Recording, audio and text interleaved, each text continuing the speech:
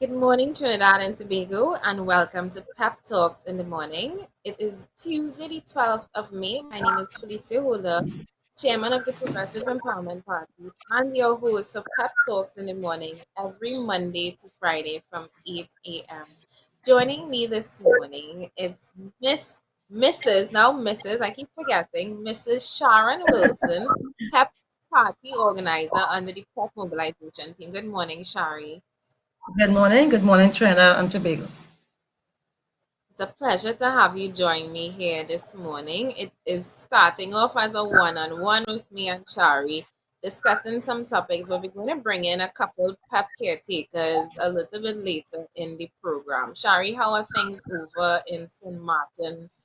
Well, today and all the other days under your social isolation procedure or ordeal, as some may refer to it.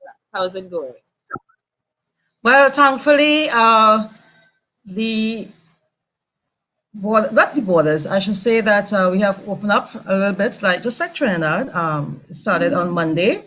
We open Monday to Friday now, and some of the businesses are open, like the groceries of now 5 days a week, and we have like if you have to pay bills and etc. It's open. Pharmacies, restaurants, curbside only, and this will go on until about the 18th of May, and then they will have a phase two, and they will open other businesses, and then you go into phase three, phase four. I think the last phase is supposed to be like around after mid-June, which will be like phase 5 or 6. So different phases, they're going to open businesses. Yeah. What is the I'm sorry if I didn't prepare you for this question, but as you I started know. to say Yes, that, yeah. what is the coronavirus statistics looking like in St. Martin? You don't have to have the exact number, but you all had any new cases or anything recently? No, the last 13 days we were virus free in terms of no one contacted the virus. So at the moment we are peaking at 76 cases. Yeah. Okay. I asked that question because I'm seeing Trinidad and Tobago getting loaded around the world for, well, not around the world. I saw the Oxford article that came out last week and our government tried to celebrate it, but it seems to be, or it seems to me that a couple other countries, well, are either following the same thing that we're doing or doing the exact same thing we're doing, or they seem to be even lower in terms of us, in terms of statistics, and Martin seems to be one. Like you said, you guys are doing the phase opening as well. So it seems to be a global response, but I'm not hearing anything about. So I didn't see St. Martin on the list that the Oxford University put out, which, in my opinion, the first time you came on the show and you described the response to me, it seems as if you all know what you're doing. Yes, I'll say because of the experience with the Irma, which basically had crushed the island. Um, they Yeah. have uh, they have come back. They're very resilient, and I will say that they have experience in calamities, destruction. So, COVID is always a pandemic. It's basically helped them to from the hurricane destruction, help them to overcome or put things in place to keep the COVID virus at bay. So they're doing a fantastic job at the moment, and eventually, as I said, things will reopen. Yeah. Well, you see, Trinidad and Tobago, we're not the only ones who implementing these measures. I think, like I say, worldwide, people are following Well, I more or think less yes, a similar, yes, a similar template. So, I mean, yes. take from that what you may, but again, like I said, it seems to be a global response, and some countries actually seem to be doing. I know Saint Lucia, they were able to eradicate their virus almost 3 weeks ago, which is something that we were still experiencing cases. So let's see how it goes now that phase one has been initiated. Anyway, take the time now to click share forward.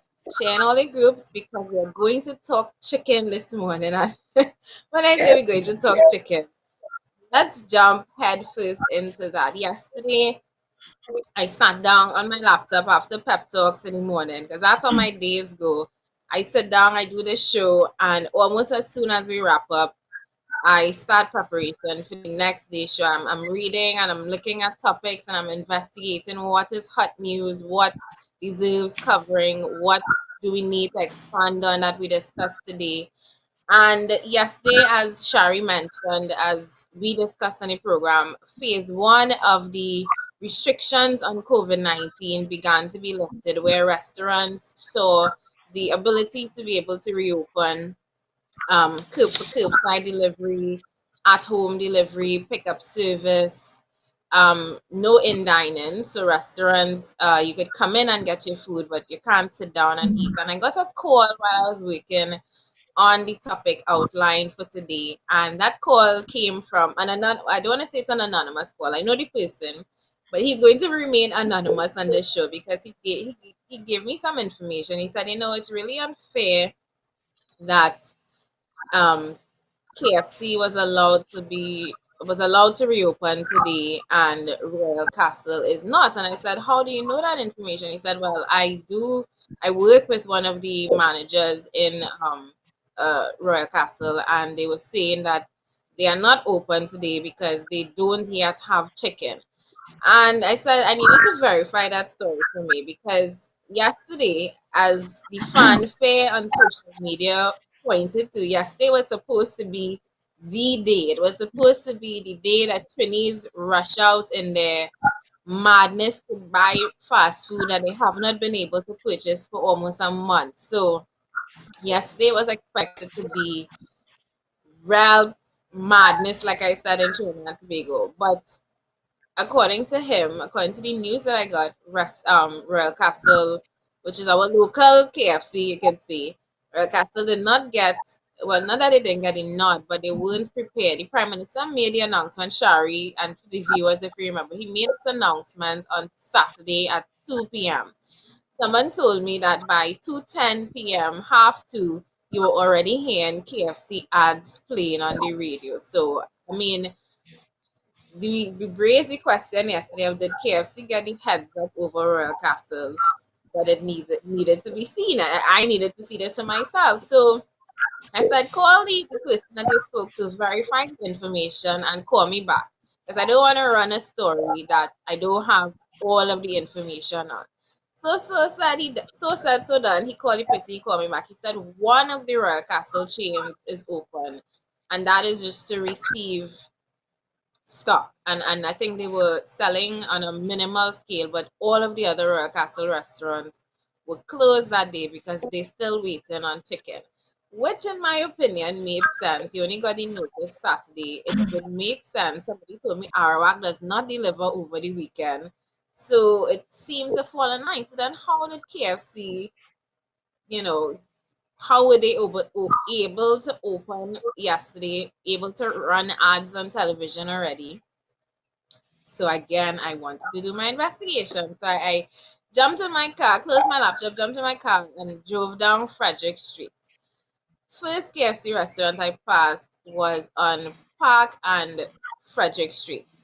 I figured that this had to be one of the restaurants because apparently KFC put out a notice saying that some restaurants were going to remain closed. I figured this had to be one because I was only seeing about two people outside the restaurant, and I figured they were waiting on a taxi, only to see that they were waiting to go inside KFC. KFC was actually open, and I did a slow drive by, and like I said, they were open, but two people standing up outside. I peeked into the restaurant. I saw about two or three other people in there. I was like, all right, this is KFC Park Street. Maybe the traffic in start yet.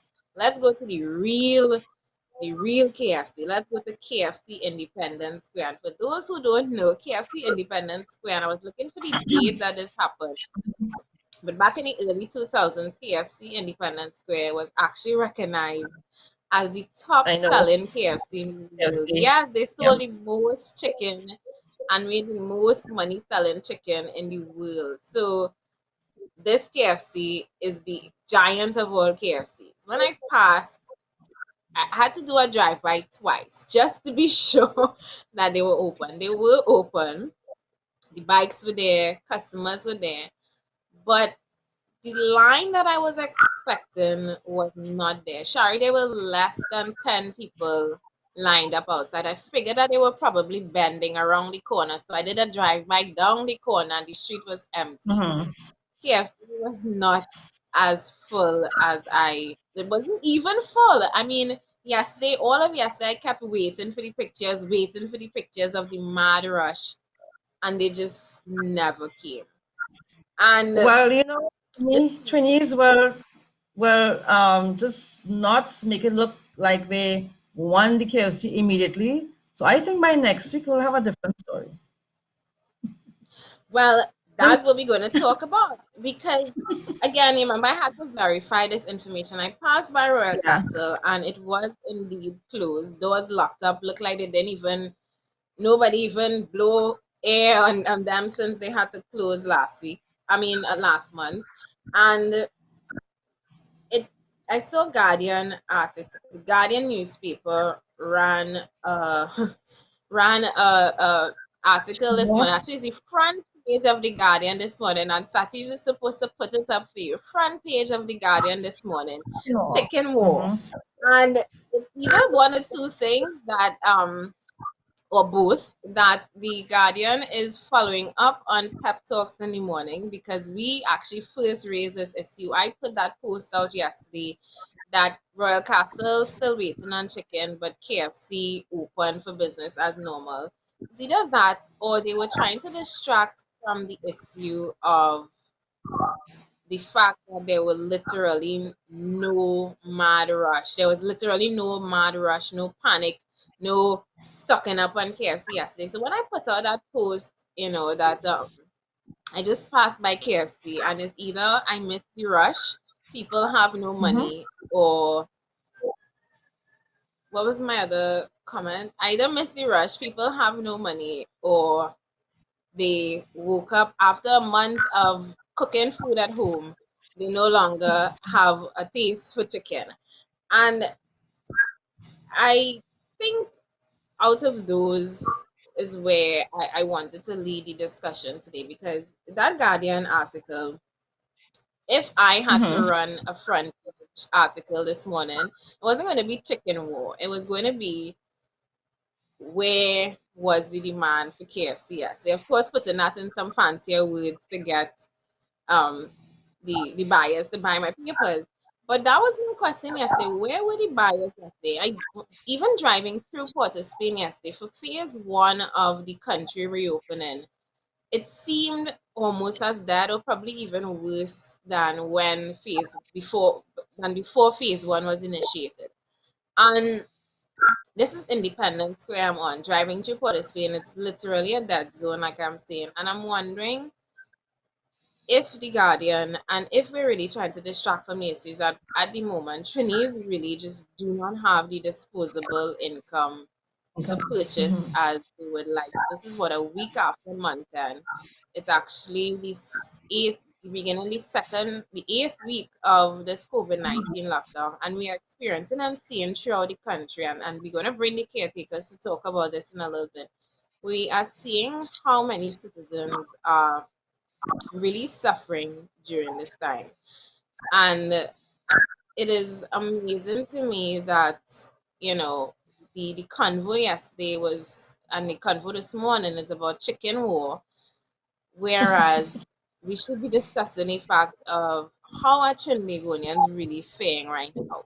Chicken, as you know, is a staple in this country. If the fact that there was no Mhm. rush, no mad rush, I mean, I know you're saying, Shari, that next week we're going to see it, but I'm not so sure. What do you think? I don't know. I don't think so because I got feedback. You go ahead. You say. All I have to say, well, okay, let me go back to you when you started. You said how KFC might have gotten the heads up, so to speak. But Mm-hmm. I just want to throw a little thought into there is that government did outline in his speech that phase one was they will revisit that on the 10th of May. So to kind of give everybody the idea that to have some sort of preparation involved or start, preparing yourself, because sooner or later they're going to revert to the 24th of March when it was just drive by and take out, etc. And there was some sort of situation, it would have happened again. It would have gone back to our first phase, basically, when they shut down all the businesses, the curbside and everything like that. So, as Benjamin Franklin say, by failing to prepare, you are preparing to fail, basically. All right. So I think I will not say, because there's a certain gentleman on the recovery board, Road to Recovery Committee, probably, yes, had some inside information, as to say. So then again, his suppliers he may have alerted his suppliers to be on call in the event, because when you're a big corporation, you can call that shot. All right. So it's basically the best man win. And this is a normal thing in business. When it's money, when it's security, morals gets dashed through the window. And you'll find that people, it's like the best man wins, basically. And this goes on all over the world in terms of Popeye, Wendy's, McDonald's. So I will not, to me, I would love to say that it's all about KFC, but I think is who prepared themselves to come out of this period that we are in. All right, and for the trainees now, go ahead. No, go ahead for the trainees. Yeah, I will agree that. Before that, I would say that not everybody will be in a state of preparedness to open their businesses, because they may have to redesign, they have to plan, they have to call it their employees.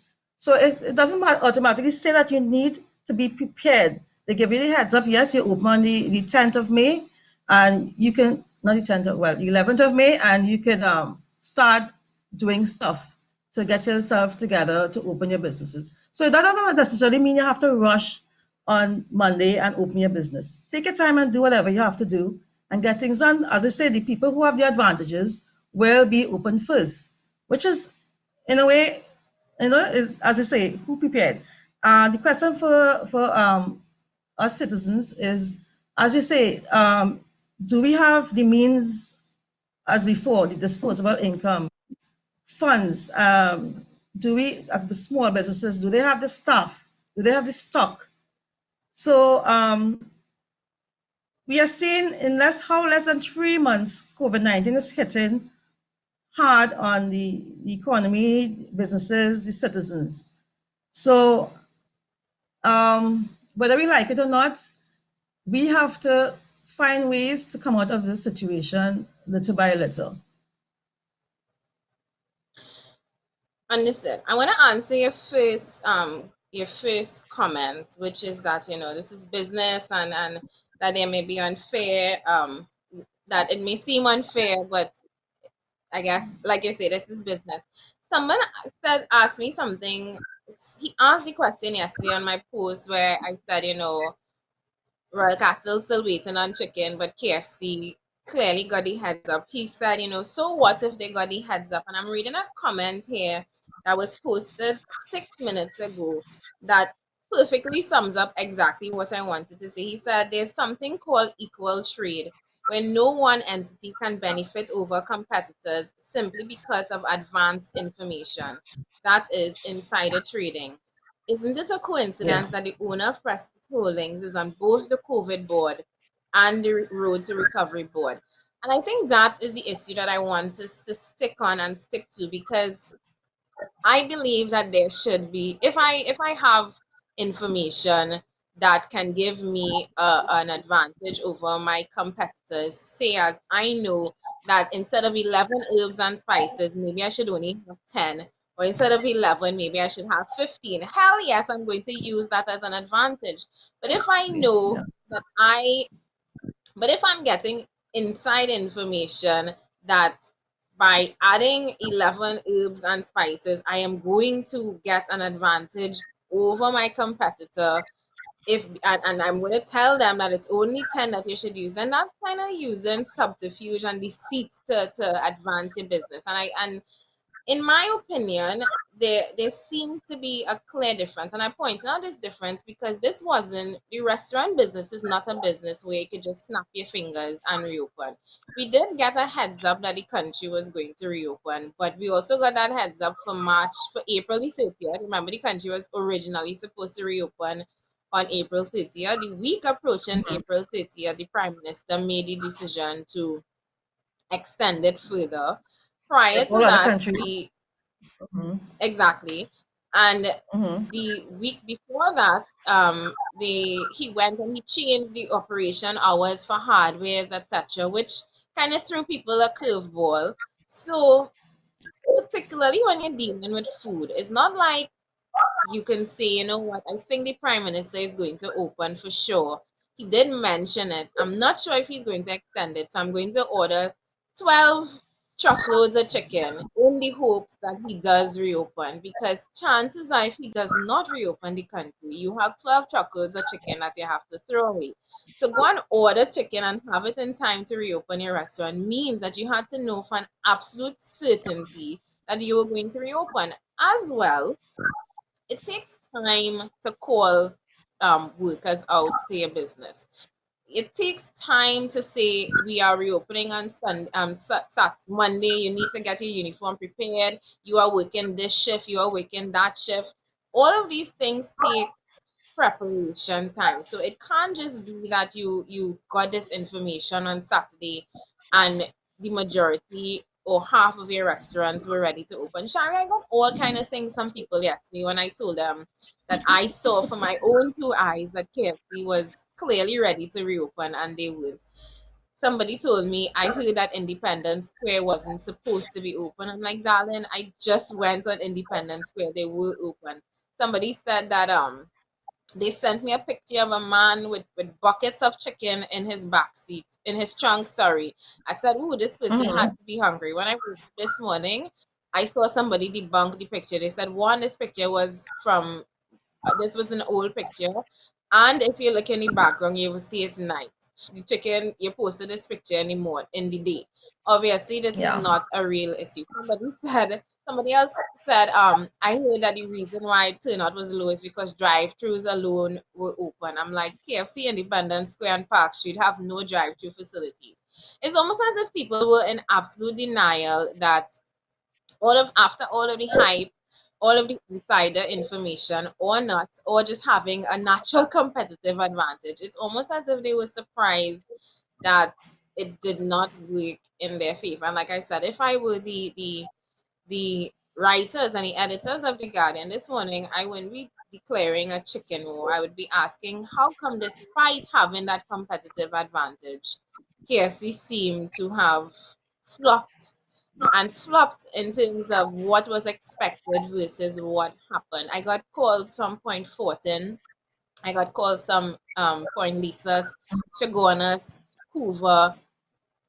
Many people were messaging me to tell me that they just passed KFC as well and the same happened. The reasons why are yet to be investigated. We're waiting to see next week if it does translate into what we are expecting. But I know for me personally, I decided to boycott KFC about 2 years ago after they raised their Mhm. prices on Okay, so some combos that found, yeah, and I don't buy KFC anymore. I've had KFC twice since then. Both times it was purchased for me. But I'm not sure if Chinese are awakened or awoke as to the reality that these or if they are woke to the reality that we seem to be or there seems to be a percentage of the population who own businesses that seem to have an advantage over others. And the question this morning of the day, because we're actually introducing polls into the pep talks in the morning, questions. you actually have a chance to weigh in on that. All my shy callers, somebody told me he identified as a shy commentator yesterday. All my shy commentators, this is your opportunity to be a part of the discussion without actually having to call. But we are opening the lines at 9 o'clock for you to call in, whether you're a business owner, particularly our restaurant owners. I want to hear from you. How were you able to reopen yesterday, and how has COVID-19 impacted your business thus far? But the question of the day this morning, and I want people to use our new polling system to answer that question. Do you believe KFC got an unfair advantage over other fast food restaurants to reopen? I think Satish is supposed to put that poll up. I can't see it on my version of the split screen. Yeah. But if you see the poll, please give your answers because we will be tabulating the results at the end of the program. Shari, anything else you want to add on this I just topic? want to say, as we're on the KFC topic, is that remember the environment has really fully gone into work mode.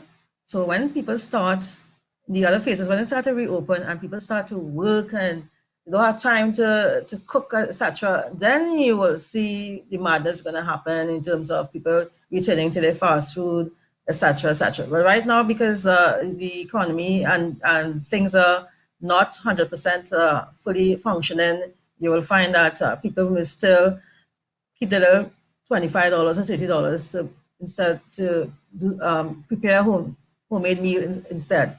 So let's see, as you say, it's a ticklish situation, and you don't know what will happen in the next coming weeks. So you have to play it by ear and see. Indeed. And on that note, I want to commend my doubles vendors who Oh, I yes. see have gone the way of the banks and the groceries and have really implemented some very forward thinking, very progressive solutions in terms of social distancing for the restaurant. Mhm. Satish is supposed to put up that image. Is he here? Satish, I know he said he was going to step away. Yes, there are my doubles Very vendors. innovative.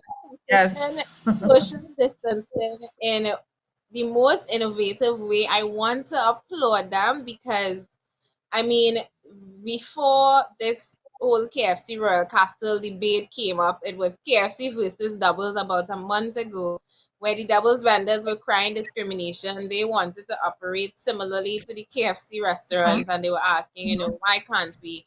And they showed yesterday, and they are proving that not only are they willing to observe the social distancing guidelines, but they are going to find their own innovative ways to do it and operate within the safety measures that have been recommended by the Ministry of Health, etc.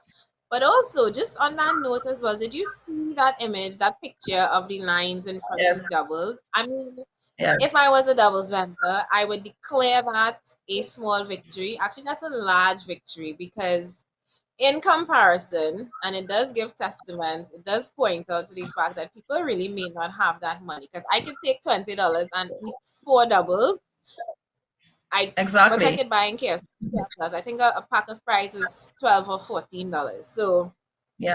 I don't know if they still have the real deal anymore, but that's actually why I started boycotting them. I don't know if Satish has that picture to put up yesterday. Somebody sent me of the doubles line long yesterday. And I mean, unfortunately, people were not observing proper social distancing. Please, guys, if you're going to buy a doubles, don't get the doubles vendor shut down. You know, you can't eat by the double stand. Buy a doubles and go observe regular 6 feet or 3 feet distance. Don't stick up under people. Get your doubles, get out of here, and get out of here.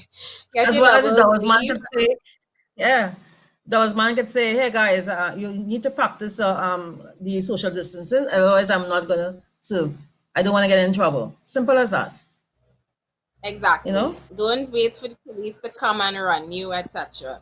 Yeah. At this point, we're going to bring on one of our caretakers, Matthew Gibbs, to have a discussion with him on what's taking place in his constituency.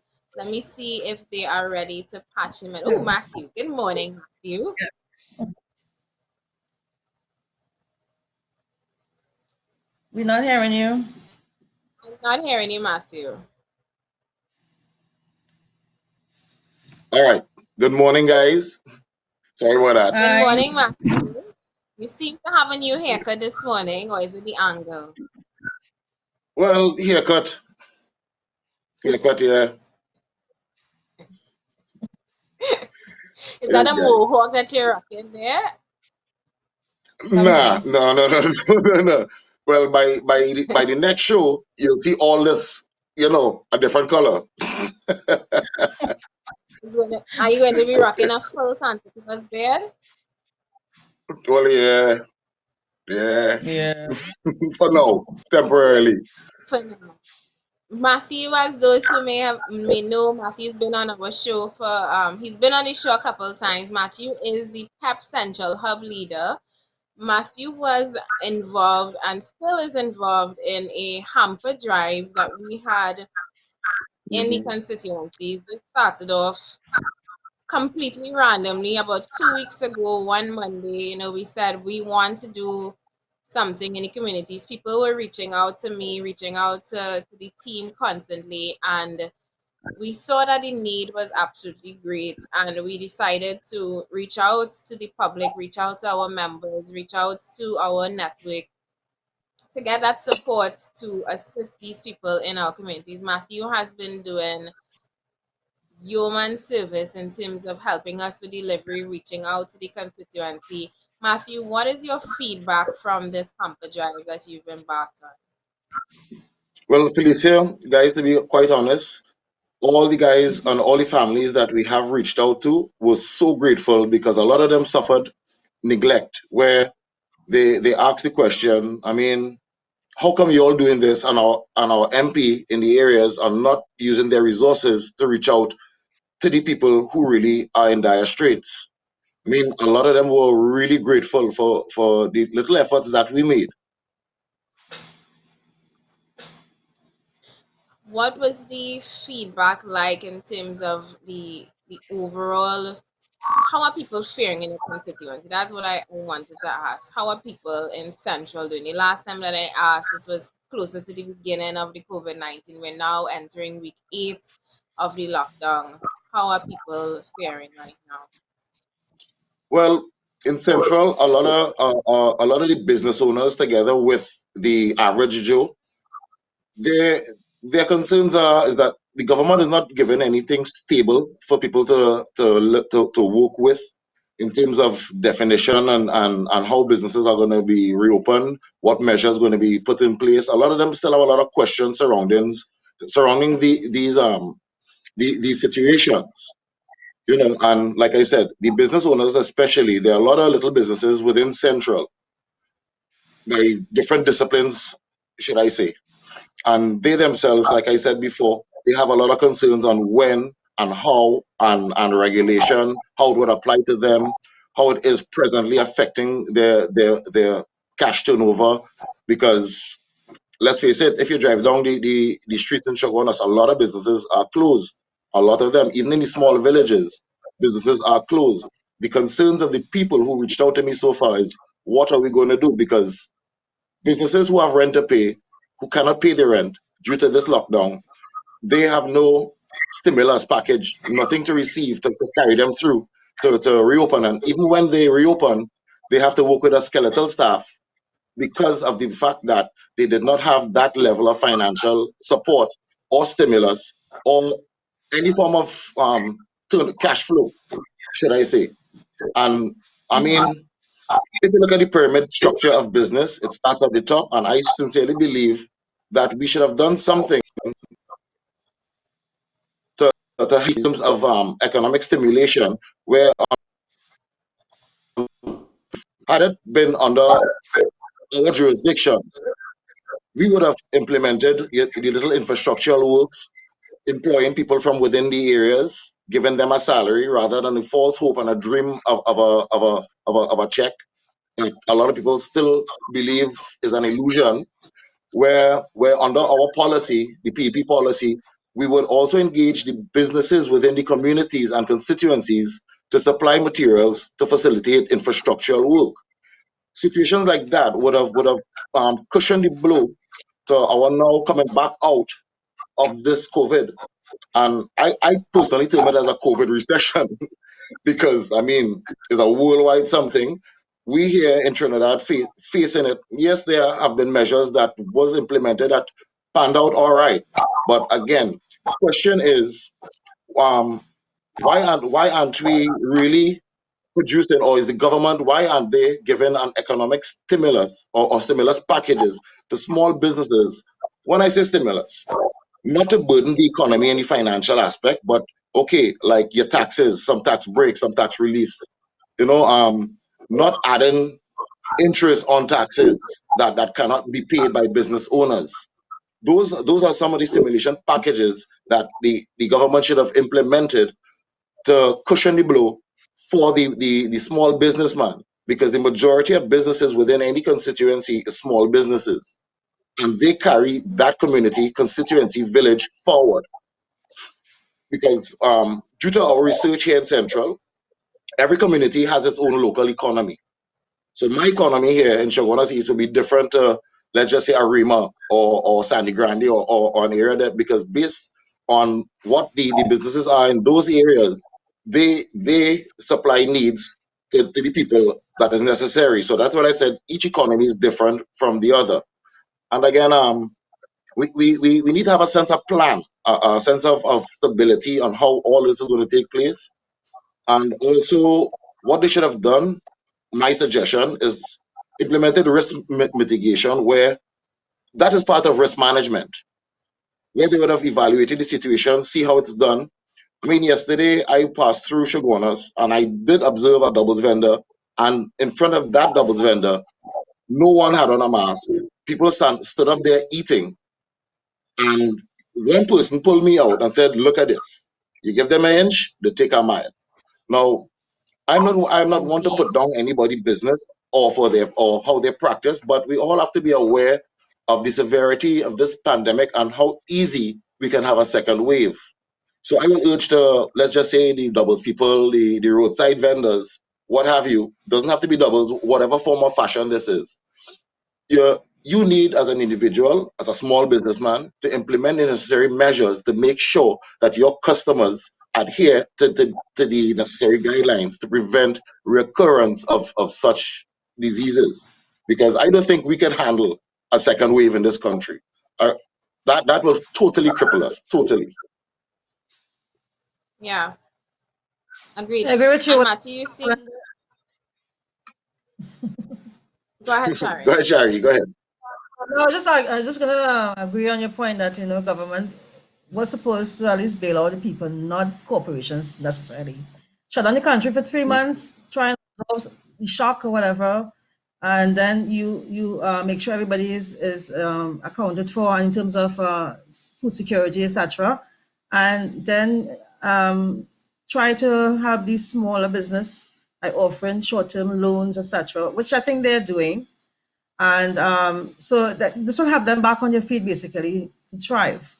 And as you say, not every community have the same sort of ills. So we need to this is where the MP should have been working and bringing to fore what are the ills and the ills of the community that they are in at the moment. So government could structure a plan to help the community. Agreed. Definitely agreed. Indeed. And Matthew, you seem very tapped in. I know you're very tapped into the Chaguanas business community. This entire week, we are inviting small business owners to call into the program, to call in and just let us know how they are faring during this COVID-19 routine. Even our food vendors, because yesterday, and I wanted to mention this and what Shari and I were discussing earlier, and this is why I disagreed with the Guardian headlines of chicken war. It wasn't a war between KFC versus Royal Castle, because also on that same stretch with KFC, there were about 3 other smaller food places that I know of, and all were closed. All were closed because, again, you can't compete in an environment where you get information today and you open tomorrow. You can't compete in an environment where you have rent to pay, mortgages to pay, you're probably operating in a deficit. Most of the Yeah. places would have been closed longer than a month before.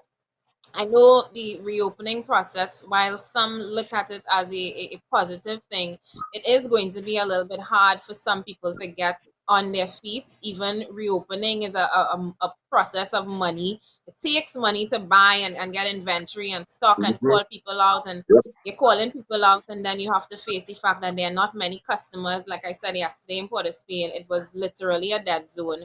So it is a risk operating in this time, and I know you, Machi, you know a lot of small business owners, whether they're in food, whether they're in any other industry, automotive. I know the automotive industry has been hit really hard with this. Yes. I hit Yes, my it has. mirror the other day and I had to go and buy a mirror from the Bamboo. One side of my mirror looking bigger than the other. Madness because I can't reach to the original manufacturer. But if you know of any of these businessmen, please invite them to call in to Pep Talks on the morning. We want to hear from them. We want to hear how are their needs and concerns being addressed in terms of support from the government. Yeah? Yeah, definitely, definitely. Shall- Anything left from you for Matthew, Miss Party Organizer to Hub Leader? Matthew, not necessarily. How are your video is performing? Are you Well, reaching quite well, your I must say. frequencies? Well, let's just put it this way. What the video didn't do, I personally went and did. Yeah. Okay. Because, like I said, within the hamper drive, a couple of my business Mm-hmm. associates, guys who I know, they assisted, they actually assisted in for me purchasing hampers, what we couldn't get to facilitate. So I have to say that Right. there are concerns financial bottle. A lot of business people in the private sector, they are assisting. They are assisting. I mean, I don't want to call their names. Left pocket must know what right Yeah. pocket doing in terms of charity.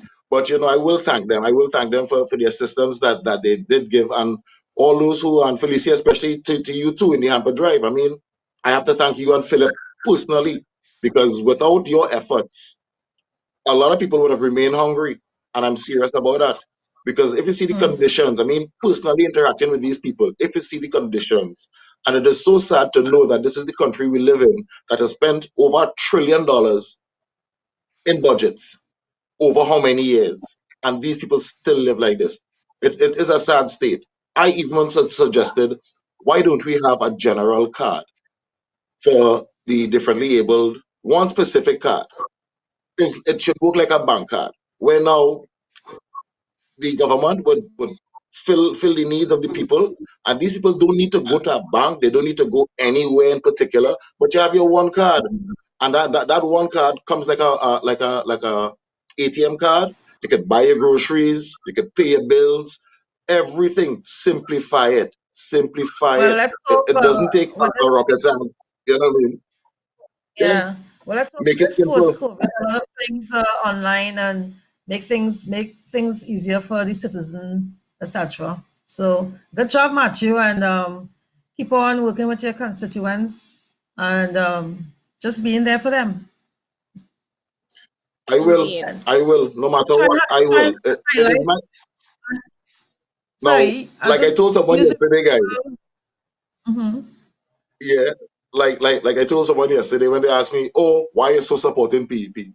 I said, "Let me tell you all something. Mhm. I grew up in Central. PEP is the only party that has the policies to save us all. I'm not giving credit because I'm involved, but our policies has been internationally recognized by scholars that said it will work to bring us out and put us where we need to be. PEP is the only party that has given me as an individual a voice and the opportunity to give back. And that is what we're about. Being in this party, I've realized we're a family, we're very close, we have each other's back. And if somebody could support a family like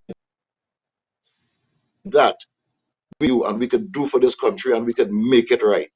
That is the passion of the PP, and that is why I fully support Philip and the Progressive Empowerment Party. Thank you, guys. And we did not pay All right. Matthew to say that. That was straight off of the cuff.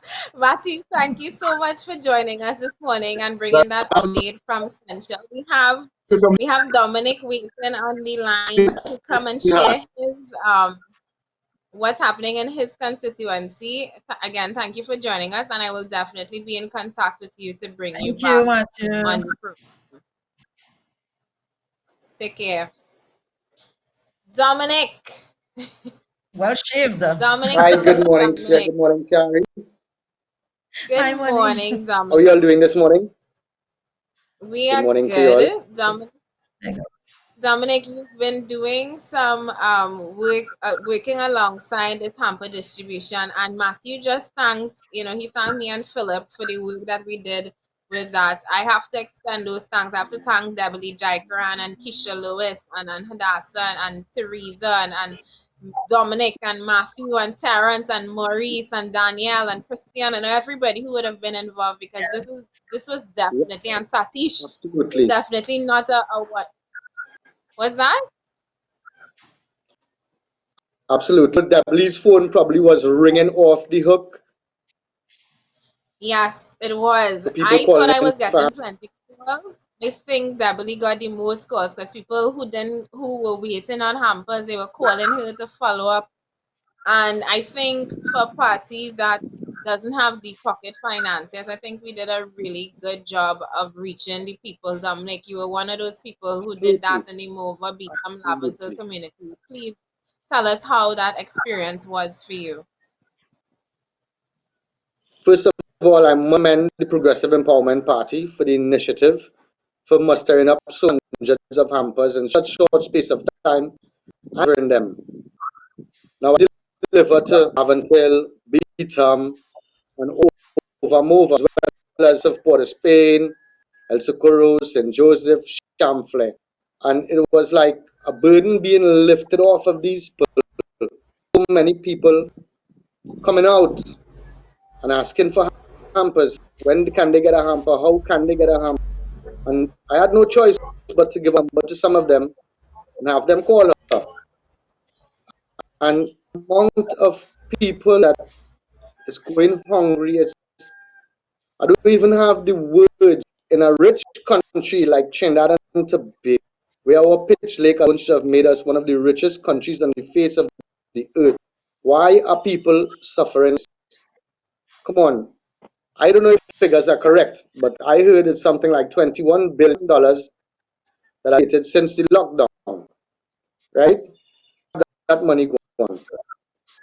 People, we were asking people who received grants. And to date, I haven't met anybody who received the 1,500 investors. Have you all met anybody that received a grant? Nope. Well, I'm all the way across here. No. And at the beginning of the lockdown, I was saying, 10 billion TT dollars could have given, if my calculations, could have given a million ID cards, $10,000, with way more than enough people inside, get enough groceries, and stay home. I've done that.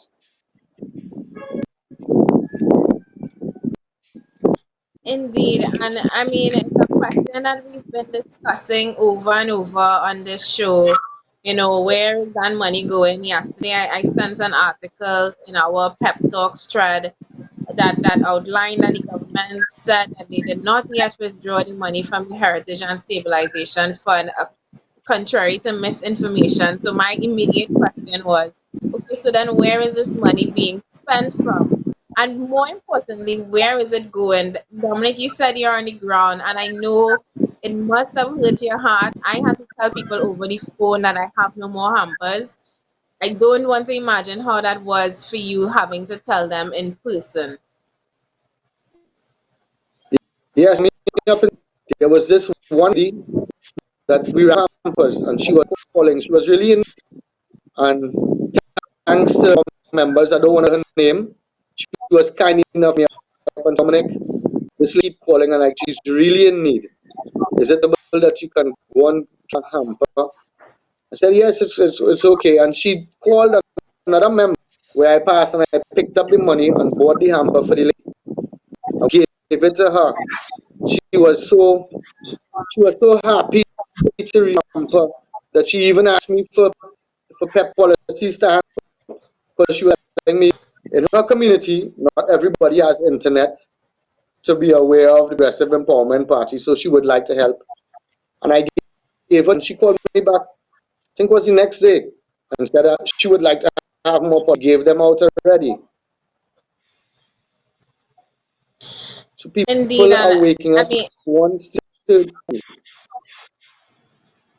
I think So, what this but pandemic is showing, what this hamper drive is also showing, because this is not us giving out the hampers, is not about politics. But somebody explained to me, somebody who I gave the hamper to, she said, exactly what you said, Dominic. The fact that I am seeing you, this brand new party here, trying to help us. And I know you can't help the entire community, but that you're willing to help shows that you have a heart for the people and you care for the people.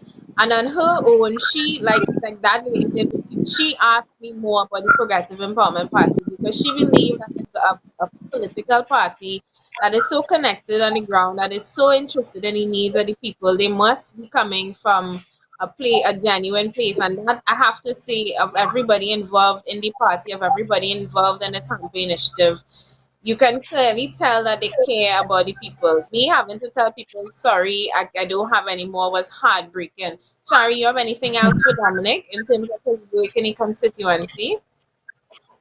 No, I know that Dominique has been uh, working very hard on the ground. So I think he needs to continue, just be closest to his community and trying to find out exactly what are their needs. And we will try to see how best we can assist. But I think he's doing a fantastic job, and his virtual video as well. yes, So there's a way of engaging your community. So for those right now, no, we can't go around in the communities as before. So I like how the fact that your yeah, video with the is pandemic. reaching the community. So continue that and take it Yes. from there. One more thing before I go. I went into the BTM to give out, and the people on the BTM were telling me that no one from the government came to assist them at all. No one. And Progressive Empowerment Party, being the third party, major finances, well. I mean, it was not political, it was for helping, and we did a good job. And people, Well, it shows the community, shows that the community is steep in hardship and poverty, and this is something that this current administration doesn't seem to be aware of, or I don't know where their heads are. So it shows this pandemic is showing inequality, the have and the have-nots. All right. So yes, you all, hope that the population awake to the fact that change happens. yes. I think at the One end more of what thing, you you all said, were you talking about mentioned the opening of restaurants. You didn't hear Yeah, what it was you kind didn't of hear. breaking up, but no, properly, you were kind of breaking up. Never mind. Me? There's something I want to touch on before I go. Yes, Okay. no Shari, you problem. were breaking up. You all were speaking about the opening of the restaurants. Just were these restaurants and them properly cleaned before they were open? Because I went to a restaurant yesterday, and the scent I got in the restaurant, I could have told they had to properly clean the restaurant before they opened. They just opened and started putting food and people. Well, I hope they have Well, health inspection eventually. when I you would have, hope so. if you I have would hope so. inside information, I would hope that you would get your stuff up and ready. I mean, the fact that you got that means that it may not have been as ready as you would have liked it to be, or it may not have been as sanitary as it should have been. But I leave that to the buyers who are going to purchase the food to make their decisions. Me, I would Yes. rather. I will tell y'all what I would rather buy. I don't want y'all to say that I'm trying to influence your eating patterns. Buy as your conscience. Dominic, thank you very much for joining us this morning. Next Thank you, time, I'm Dominic. making sure that, You're most that I get you. welcome. I missed some of your words, but I think I got the gist of what you were trying to say. Like I said, thank you very much for all of the work that you are doing in the constituency and continue doing that hard work and representing the Progressive Empowerment Party. I will. Bye. You all have a good day. Okay. Thank you, Dominic.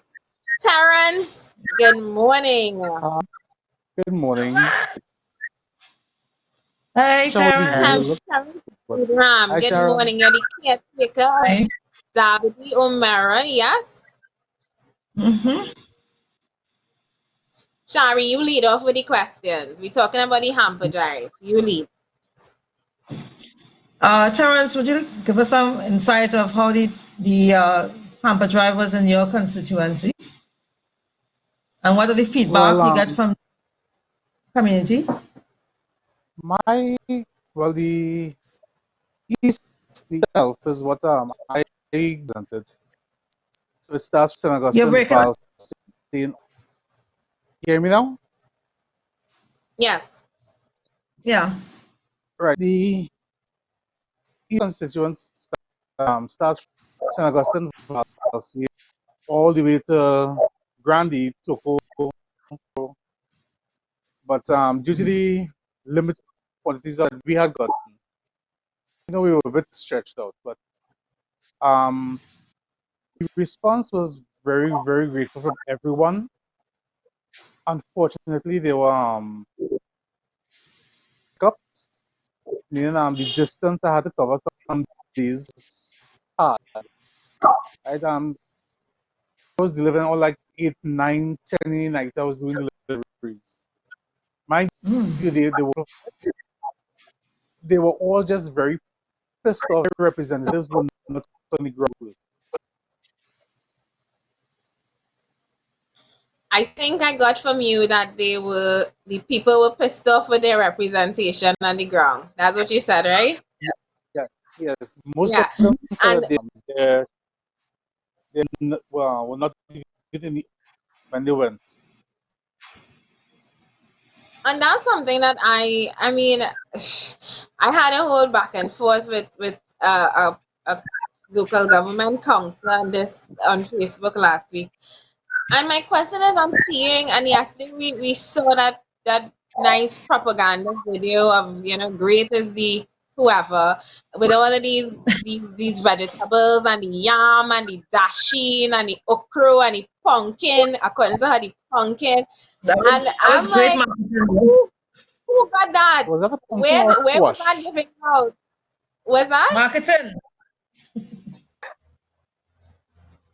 That didn't look like a Indeed. pumpkin. That looked It had to be some kind of internal who hamper because the people that I know, I got soap from my local government council. She came and made a great deal of giving me that soap and mash. She knocked on my door and she made sure that she let my mother know that her that her council was in the area. I think that was for me.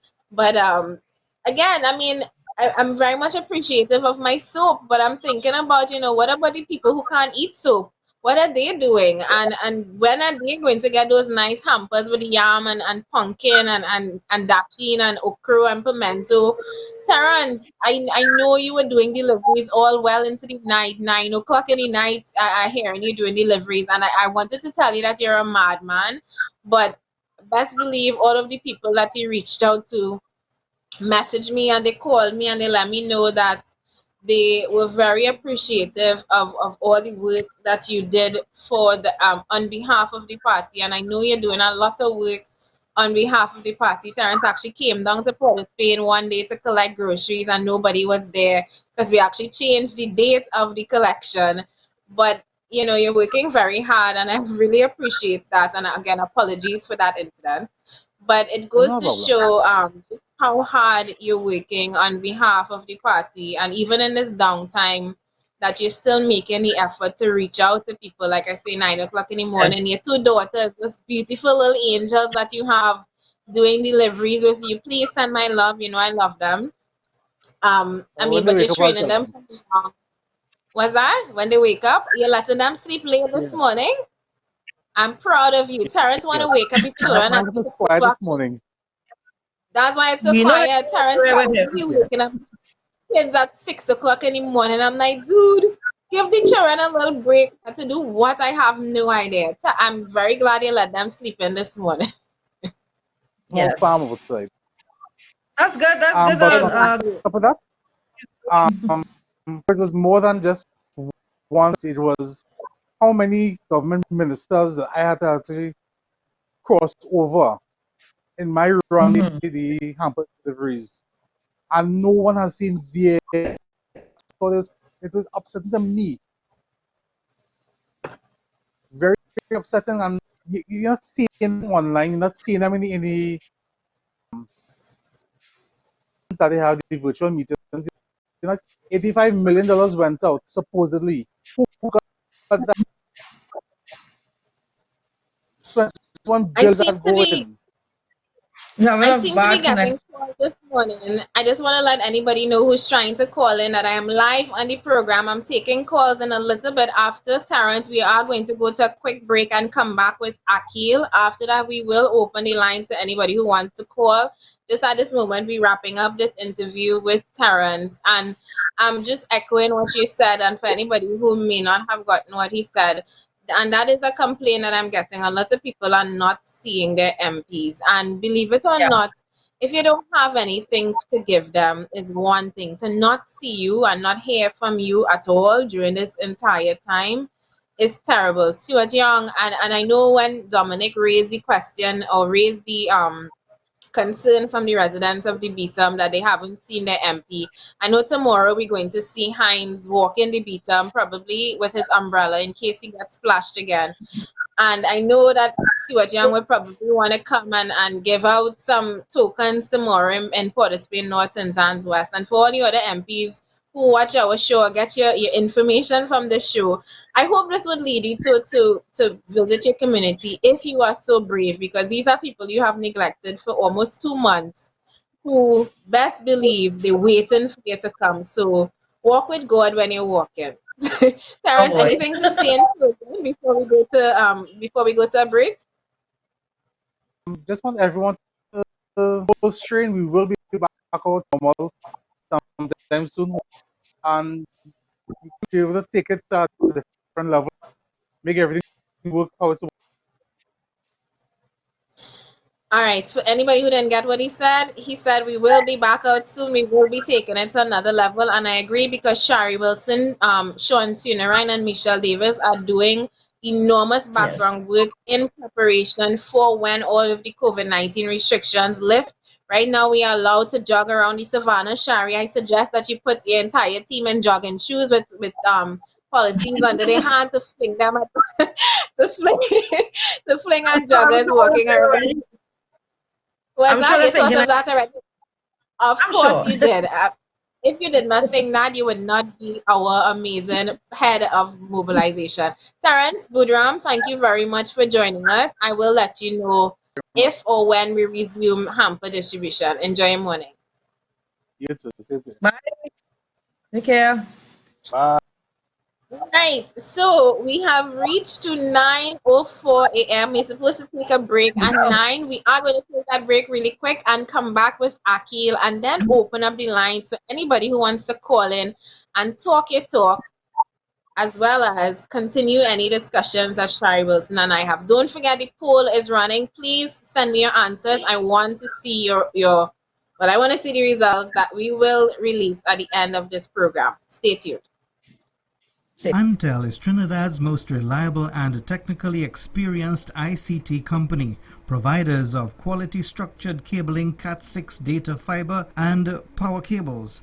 We also stock cabling infrastructure basket-type cable trays for server rooms and data centers. Antel also installs and maintains video security systems including cameras, alarms and electronic entrance locks for businesses and residential properties. Call Antel 674-1406 or 783-9250.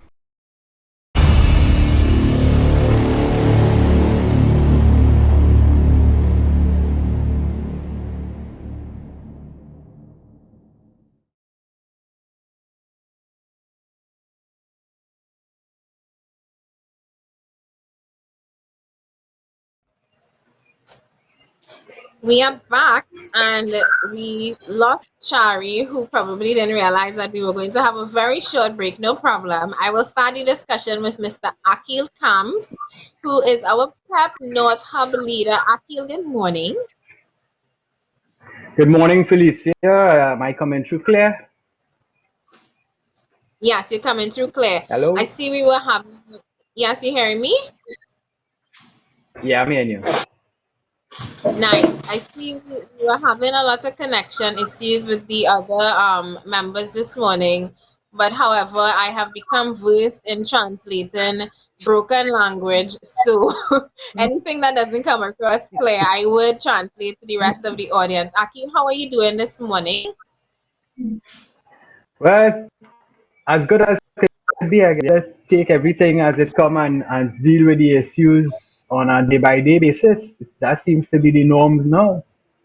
Yeah, I don't know. Indeed, and this is week 8 of the lockdown period. We had our phase 1 update yesterday.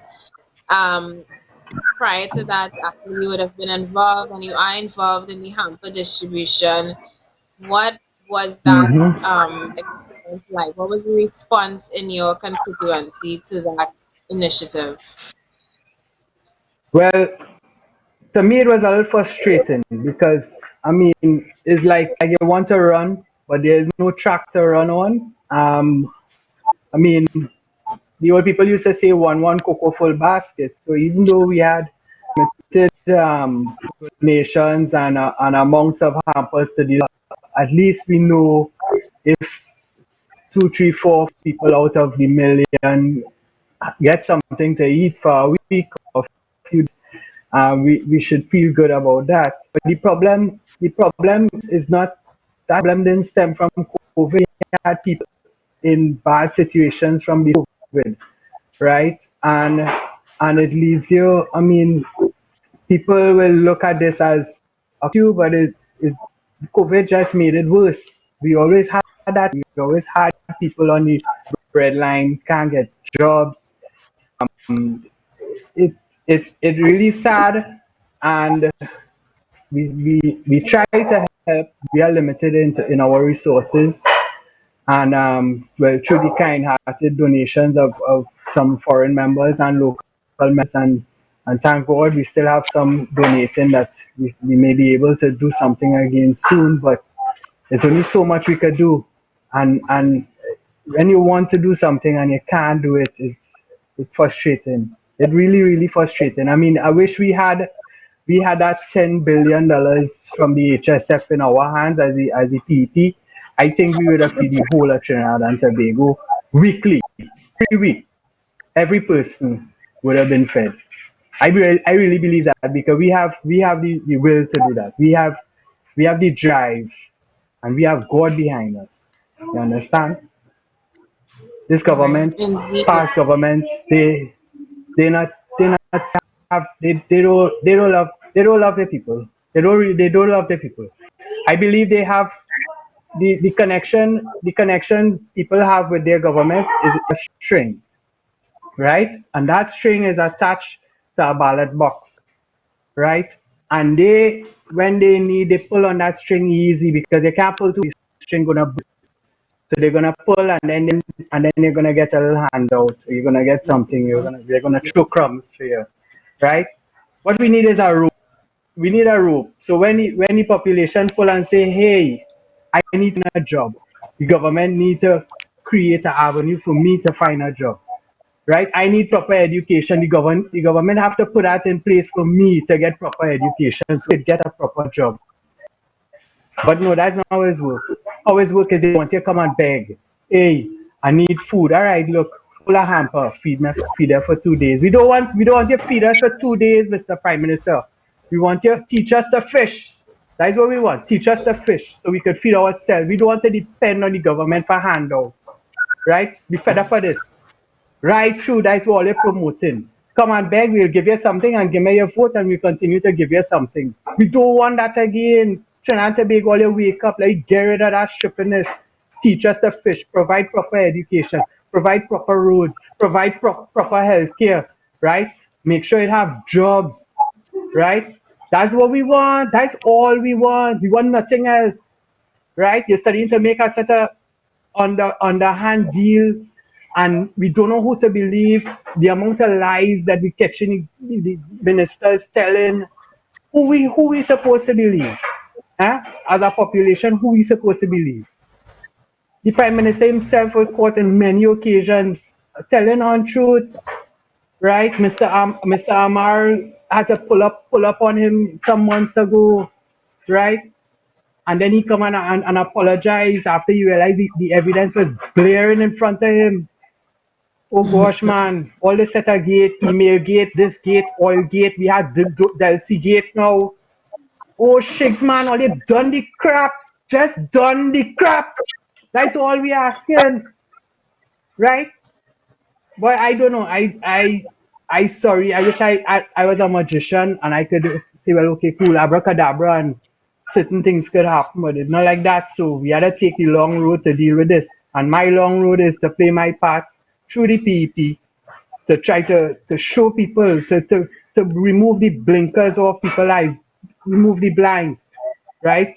What I don't, it hard, but we have to do it. At least at the end of it, I could say I tried, right? I don't know. I'm frustrated this morning. I just come off the road. I want to agree with you, Akia, because I think we need a hand up. Government should really provide the tools, to assist the citizens in terms of getting on your feet. But I want to say also that Trinidad, they love their leaders, their leaders who show supposedly strong strength or whatever. They feel that is the get the crocodile tears. They conveniently forget it when things are going well with them. They love pain basically, and what, as you say, we need to take out the blinkers from our eyes and just be awake now. See what is going on. See your lifestyle. How you want to be, how you want to be in the next 4 or 5 years. So the nation have to realize what is in their best interest and their children. Correct is right. Correct is right. I see a video in Bagatelle in C-Trace week. They were distributing goods, and I mean it was some people, they just going to take. They may not need, they might have. They're not gonna consider others. They're gonna take 1, 2, 3, 4, how much ever they could get until they get caught. Which I mean, that's sad, but I don't know. We delivered a hamper in C-Trace, a lady who she had an issue with her house since the earthquake a few years ago. She had everything approved, she documents everything, and she's still waiting for that assistance. How long somebody wait? The house falling down. How long should you wait till the house fall on top of you? This is madness. Right on my road here, there was an accident, and the reason the spot in particular has a lamppost very close to the edge of the road, and on the next side has a drain that is undermining, so it's coming into the road. So 2 cars surely cannot pass there. And to make it worse, it's on a corner, right? So last week there was an accident there, and I promised I was gonna write the corporation and highlight it before I go on Facebook and make a big stink about it. But I only up here 16 years, and I'm hearing about accidents there going past 20 years, which means that long. And accidents happen, police take report, and I'm sure regional probably got a report of the council or the MP, right? And nothing has been done thus far. Now, day before yesterday, a family of mine got in an accident in the same place, 4 days after the other vehicle got in an accident.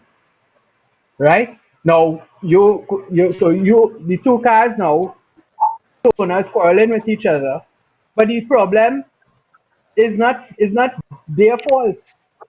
is the lamppost and the road and how the road breaking away. And the next funny part is they just pitch over the road.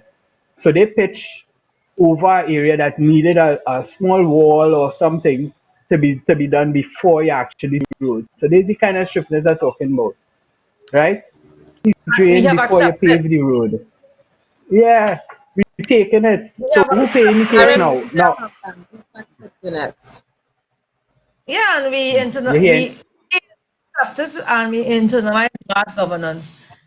It's best. I mean, we in our own. Some places they're tarring their own roads, they're fixing their own well getting their own water.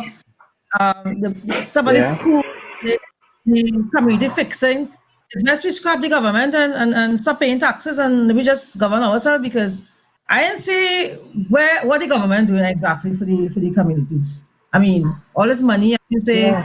they say that they should be investing. Where is it? And I know we're supposed to discuss that You understand? sometime during the please.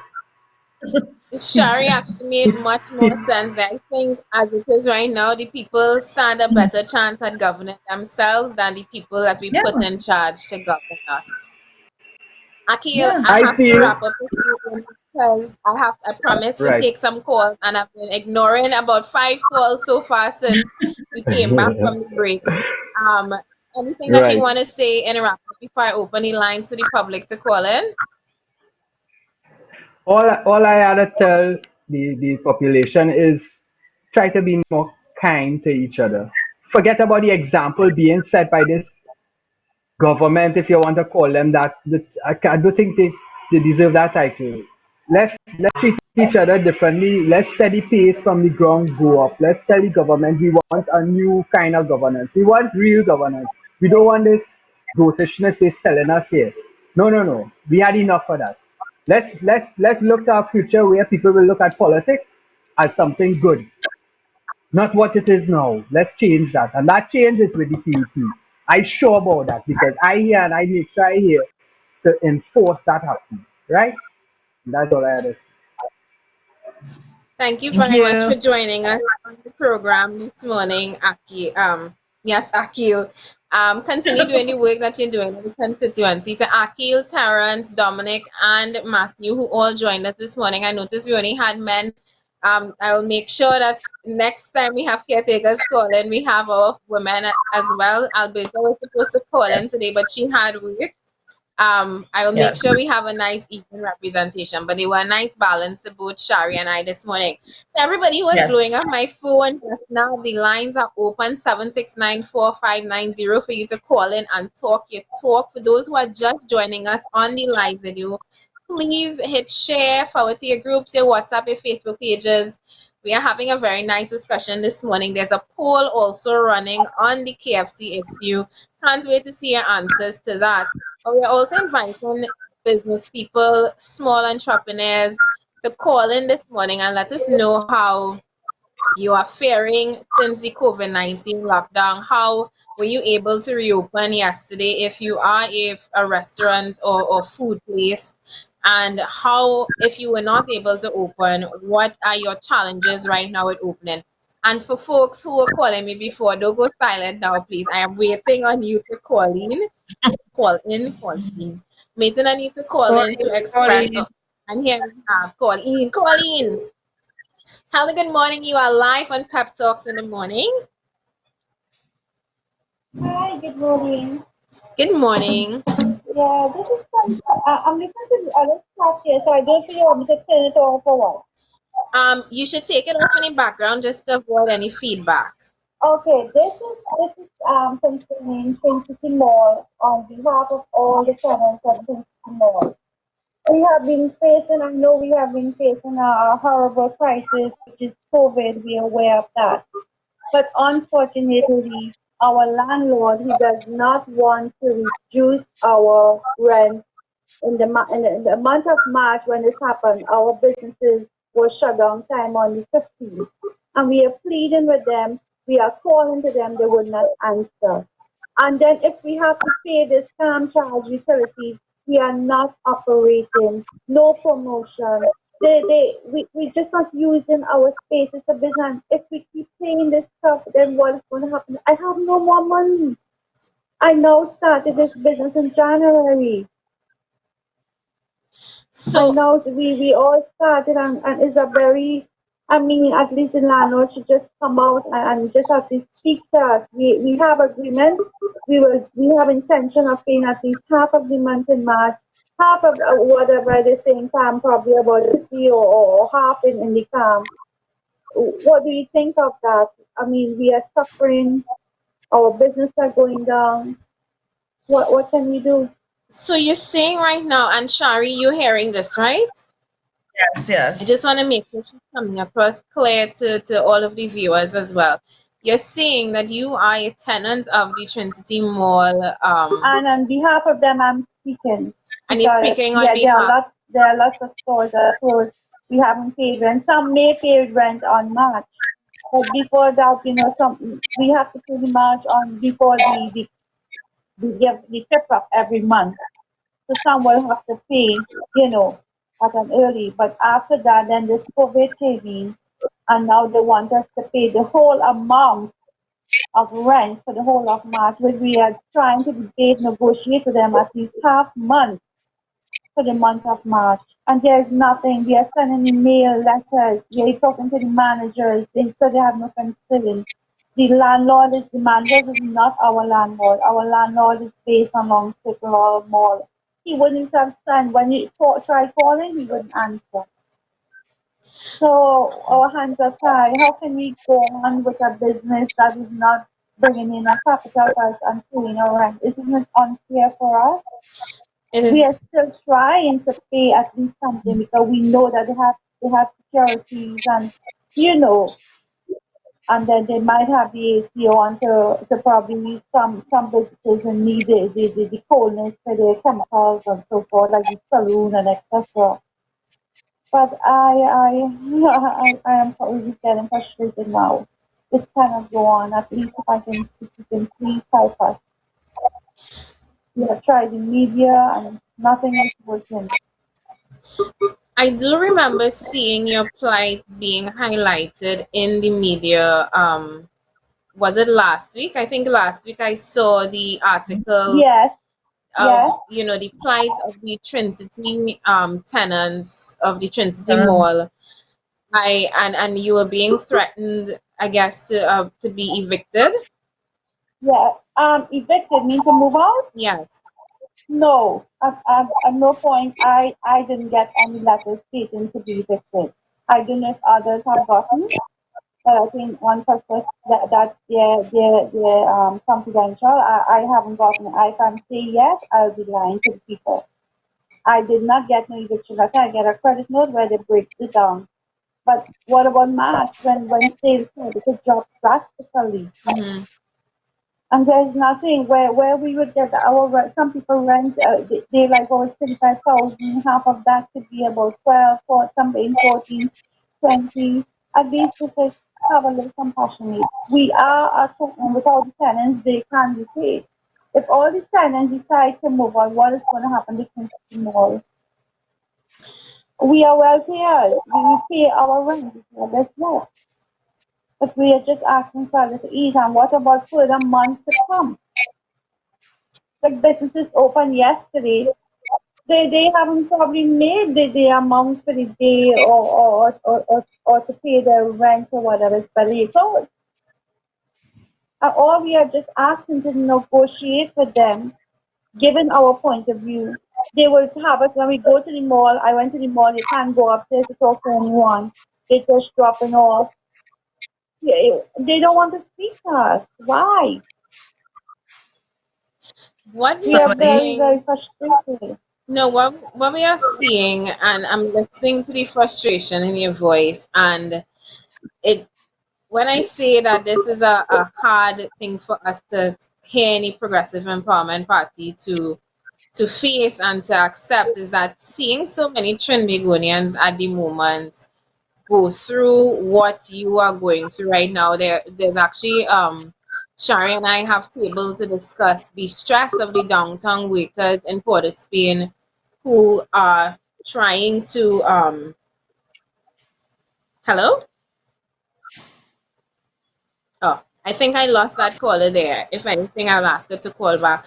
But the stress of the workers, she can probably listen to me offline. The stress of the Yeah. workers right now in downtown Port of Spain in the retail industry who are facing what is similar to what she is facing as a tenant of Trinity Mall, which is unfair, and there's no other term for it, unfair, um almost wicked expectations on behalf of the management and the owners of these places, which are asking people to pay rent, pay full rent in some cases, even half rent, Shari, when your rent is Mhm. $35,000 a month, even that $17,500.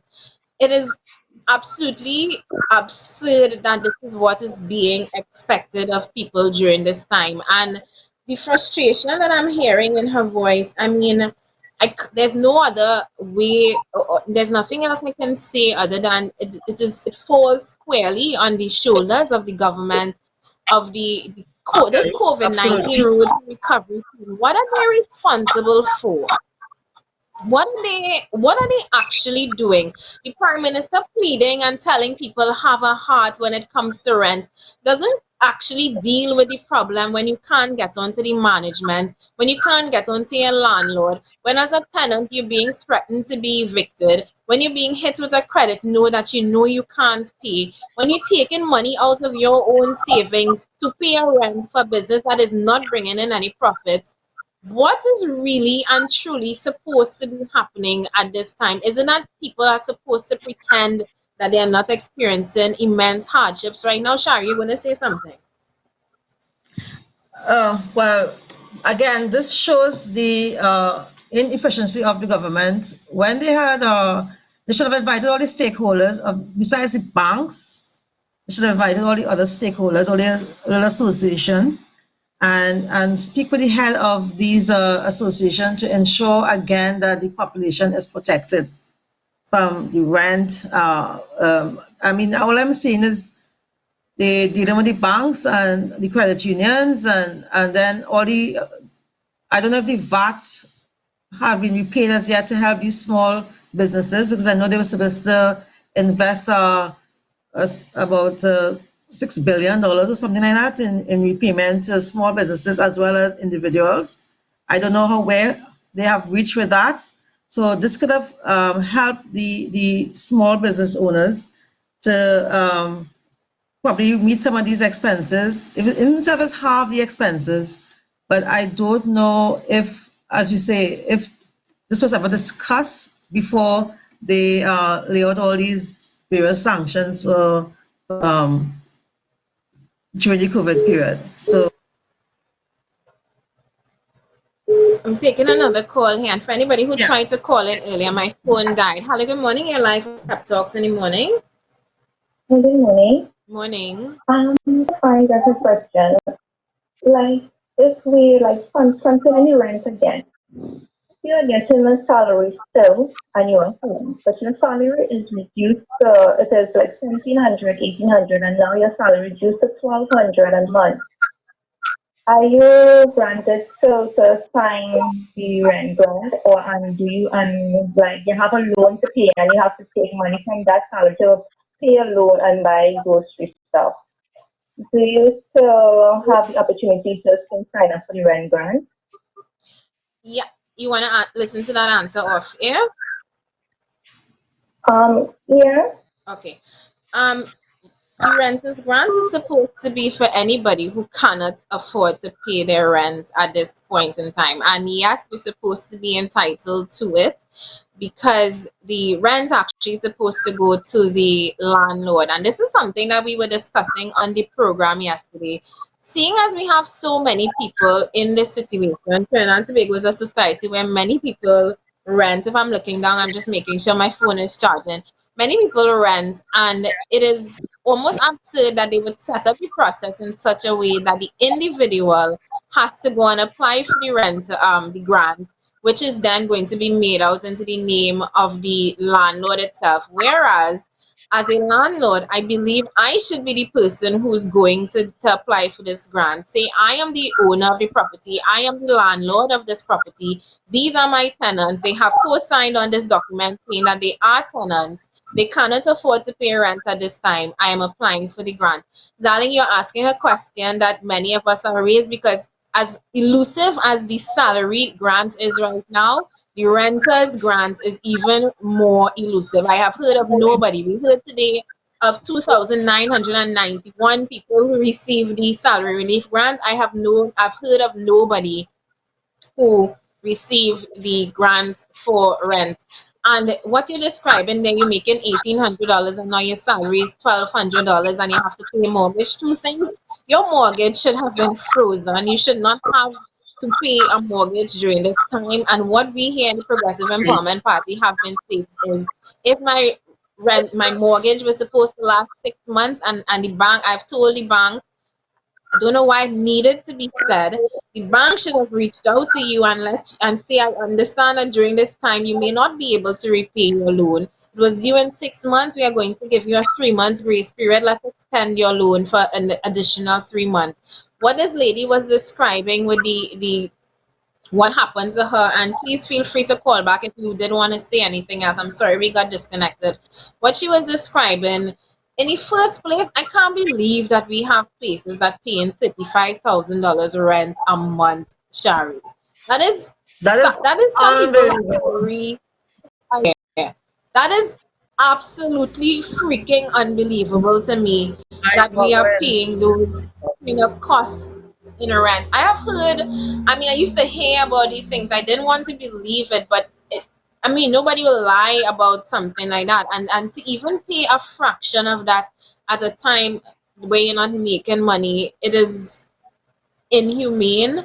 And there needs to be more done rather than just saying have a heart, because these tenants, well, the landlords are not having a heart as it pertains to their tenants. Nobody should have to be dealing with the stress of COVID-19 plus the additional stress of being worried about being evicted, of being forced. We're taking another call this morning, and it looks like it's from our deputy political leader. Good morning, Anthony Defour. Morning, Felicia. Morning, Sherry. Morning, Trinidad. Hi, morning. What you call it? Boy, my blood boiling, Gil. My blood boiling. Yeah. I could those imagine.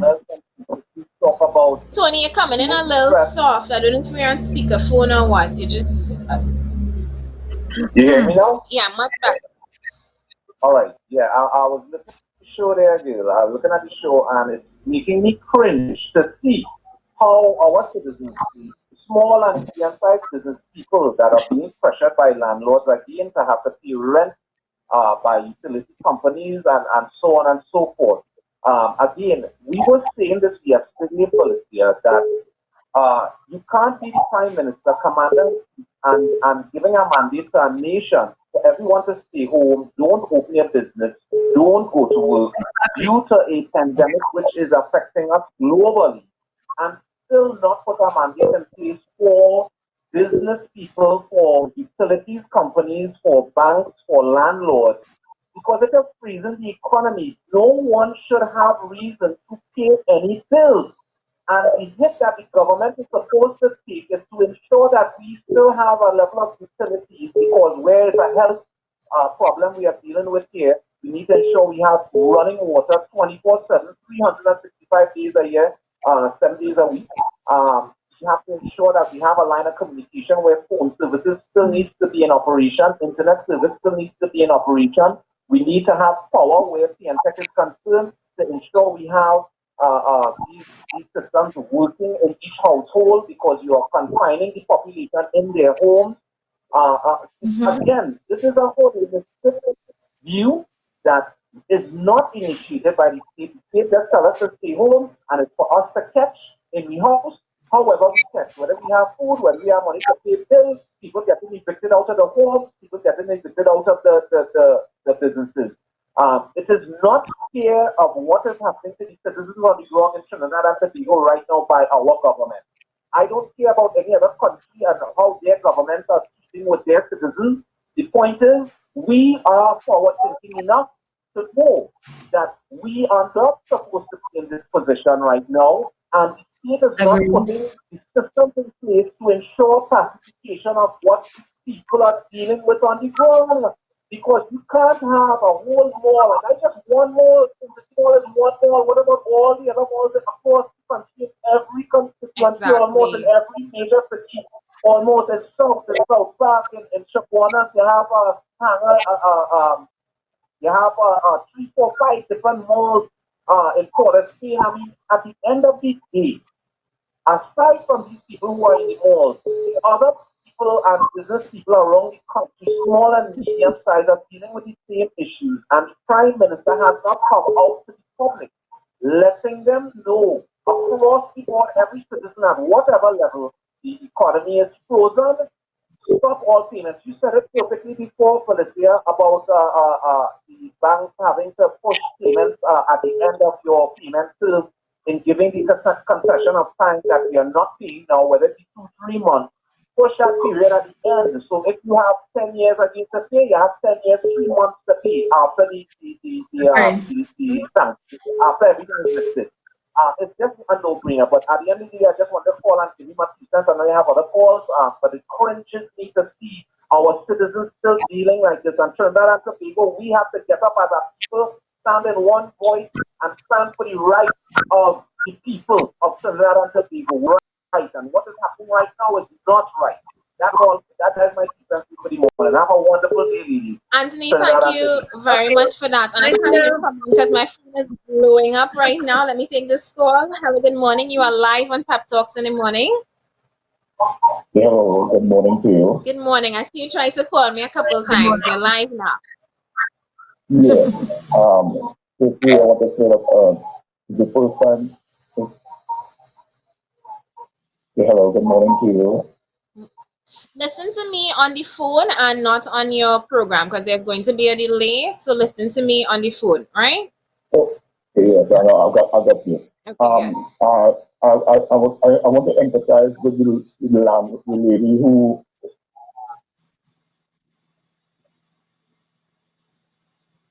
Hello? Hello? Yes, I want to empathize with the lady who called. She's a tenant, and obviously she's speaking for other tenants. At the mall of Trinity. I saw you all. Yeah, I saw you all talking about some stuff, and one of the things is how can you blame the government of the day when the landlord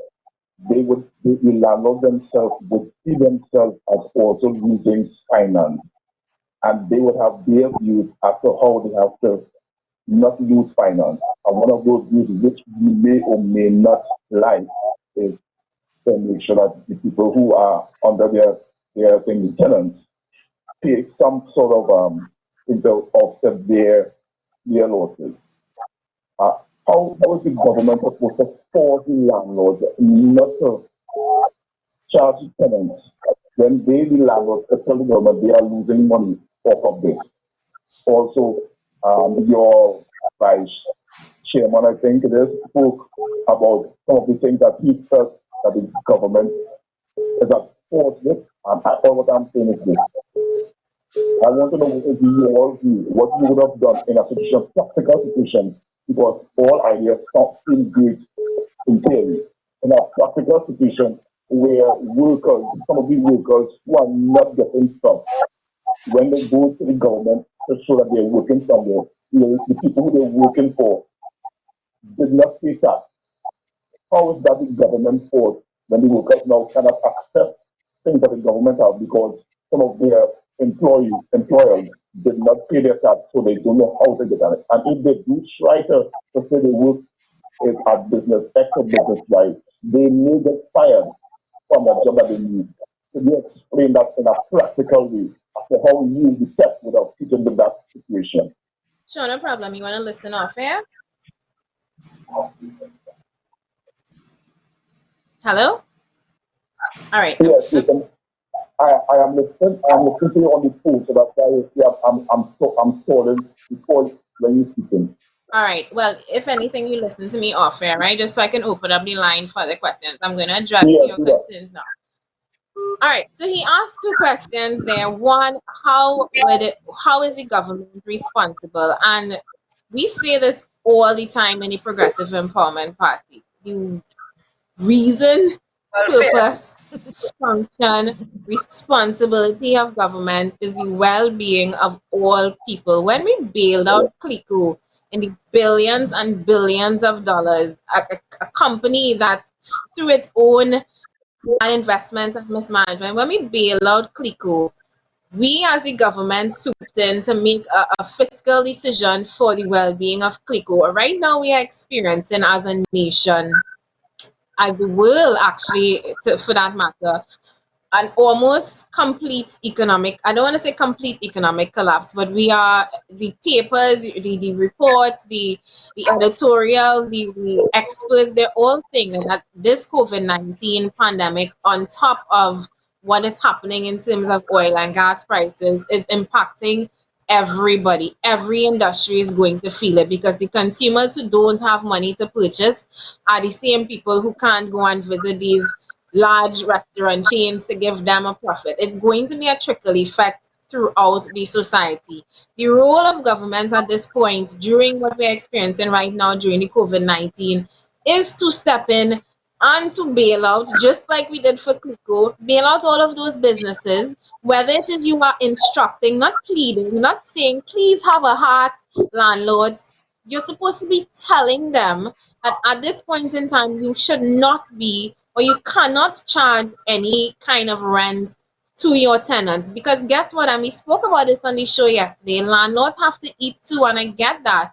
But in response to that, landlords themselves should be compensated as well as the tenants being compensated. The money that we are spending right now, the money that we are asking the government to account for, where is that going? Where is it really going? Because these are the things, that issue that you raise, these are the things that matter in a time like this where people cannot afford to pay rent. This is where government intervention is needed.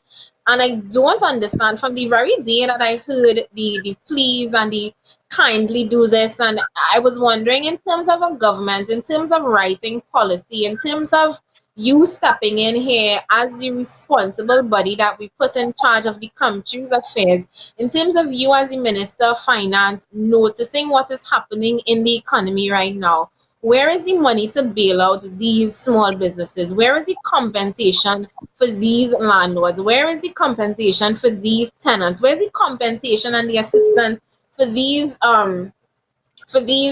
members of the constituency? Let me just take this call here because this person has been trying to call for a while. Hello, good morning. You're live on Pep Talks in the morning.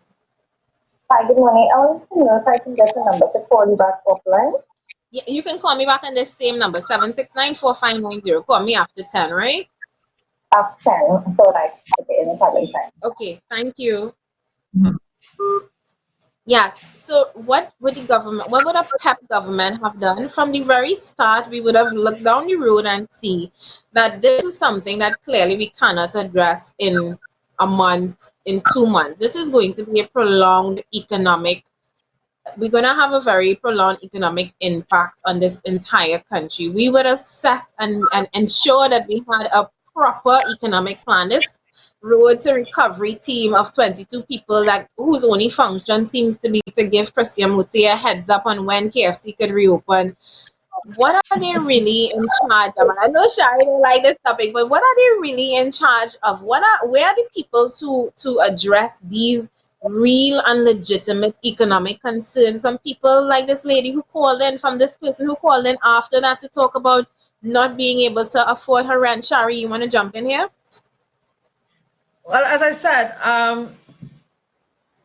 government should have met with all the heads of different associations and basically have a bailout plan for everyone. Everything should have freeze in terms of landlords, tenants, businesses, etc., and pump money into these businesses and help them stay afloat during the period. I mean, the basic common sense. Most countries abroad, like France and Denmark, they are seen about the citizens. All right, some places like Canada, paying 85. no. Yeah, 85% of they're paying 85% of their citizen salary. So, you know, and they freeze everything, mortgages, everything are frozen until the period is over. And then they're going to inject how much money to kind of help. So I'm hoping that these $6.2 billion that's supposed to be VAT returns and all these different tax returns, etc., to the individuals and the businesses will come in a time where when they do reopen, it could help them to go forward. Norway, I was reading an article yesterday. Norway right now they are projecting a budget deficit of 20 billion US dollars, but because their heritage and stabilization fund is over 3 trillion US dollars, Yes. this is nothing for them. They're already saying that this is in terms of budgeting. Yeah, we're going to fall short this year, but we have such an enormous cushion behind us that we can comfortably go through this COVID-19 period and comfortably be able to support our citizens, be able to support small business owners, comfortably be able to still run our economy while trying to recover from this COVID-19. The quarter before also mentioned something about what are citizens supposed to do if they find out their employers are not paying taxes. That is honestly a terrible situation to be in, but it is also a terrible realization for us as a country right now that COVID-19 had to be the thing to reveal that our systems of tax collection and income tax revenue are clearly not set up in a way to properly manage this country. We're hearing that NIB, and supposedly later this week we're supposed to have somebody from NIB calling, and we're hearing that NIB is bankrupt or going bankrupt for the longest while because some people are finding out that the employees are not even paying NIB contributions, but these are registered and legitimate businesses.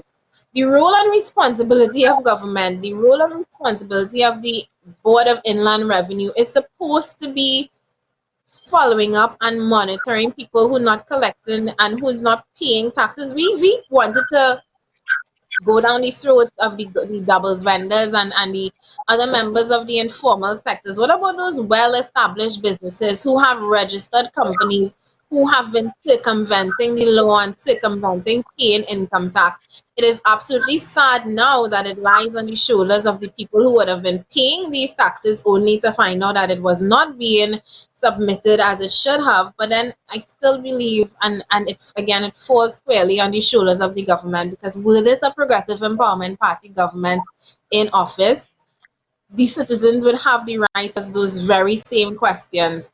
What were you doing in your time in office? This is your responsibility. You don't get hired for a job. You don't sign up for it and come back and say, I didn't know this was happening. You are responsible for every aspect of your job, inclusive of what was failing in the past, because your responsibility now is to correct it going forward. And that COVID-19 had to reveal our systems, which we always knew were not properly set up, is a damn shame, because now is when we actually needed these things to work.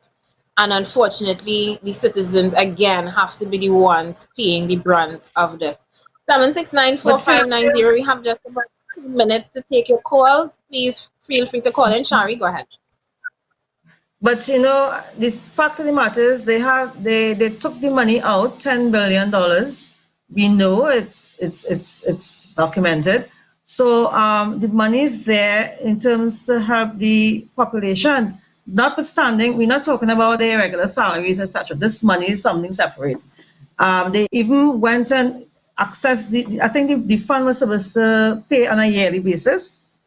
I think they went in the fund where they changed all the rules and regulations to allow access to the funds under every quarter. Emergency right? withdrawals, yes.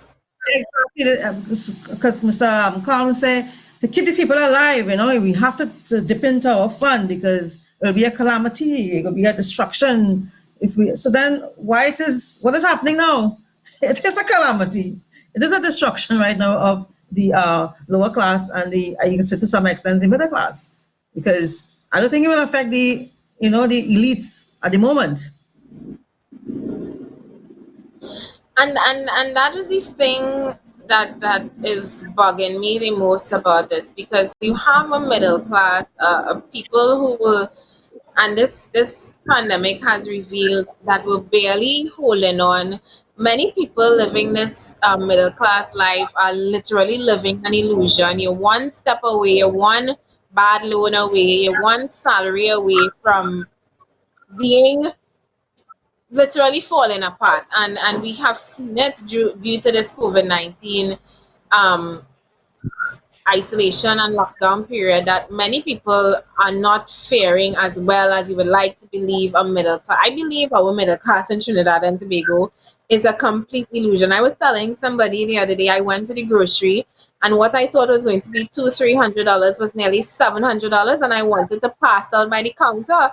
And only because the lady had already bagged the item, I not say, please take back out that pack of chicken. Maybe I will only take one instead of two.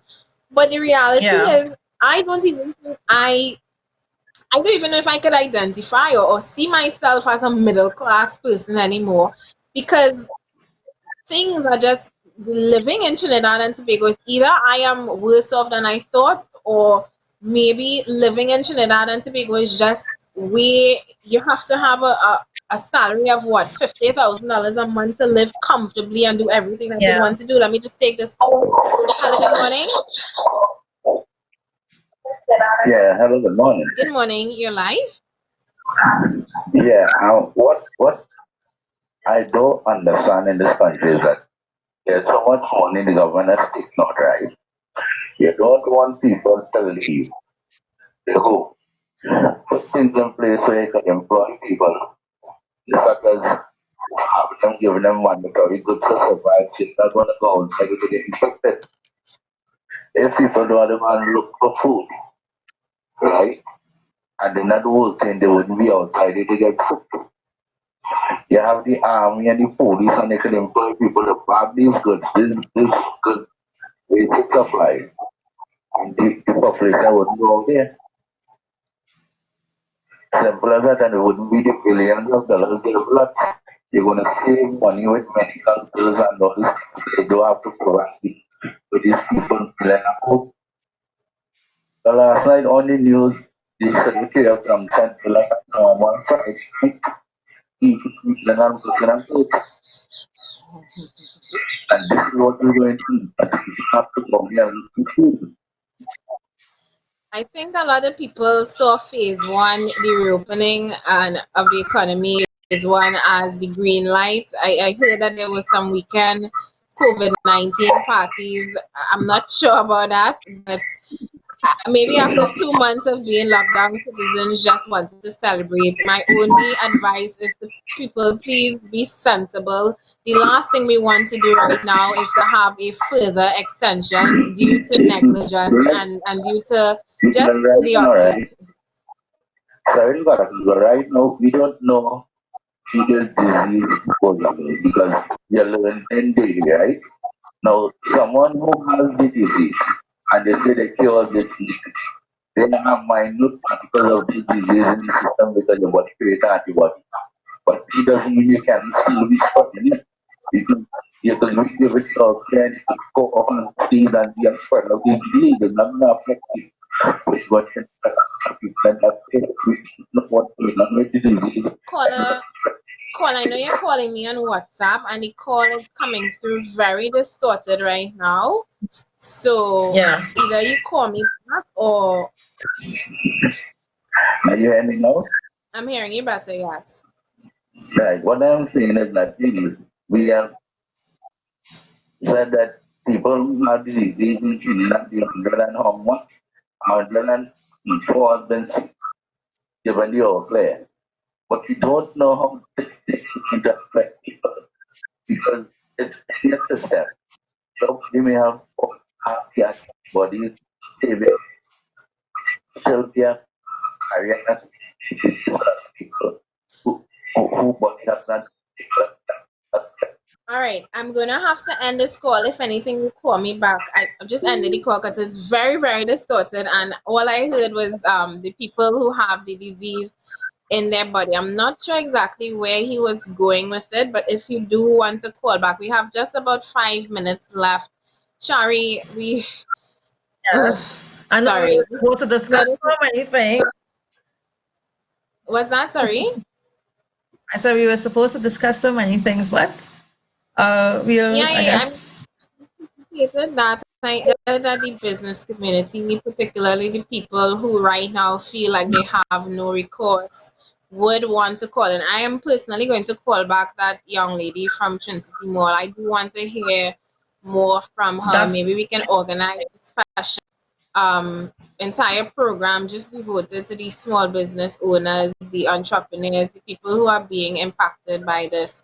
Because just, I mean, yes, we're all suffering at this point, but to suffer and pretend that, the world has stopped for some people would be very naive.